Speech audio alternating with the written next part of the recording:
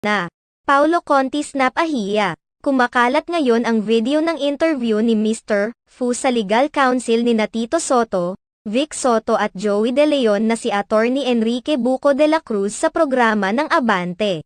Nabanggit sa nasabing panayam ni Attorney De la Cruz, na naghahanda na silang sampahan ng kaso ang Tape Inc. dahil sa hindi nila pagrespeto sa desisyon ng Intellectual Property Office. Hindi na umano maaring gamitin ng Tape Inc. ang titulong Eat Bulaga sa kanilang show na umiere sa GMA7.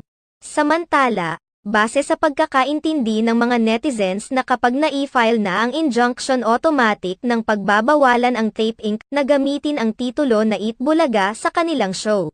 Sa kabilang banda, inusisa rin ang legal counsel ng Tape Inc. na si Attorney Maggie Abraham Garduque hinggil sa nasabing issue. Ayon sa kanya, wala naman umano silang natatanggap na kopya tungkol sa kasong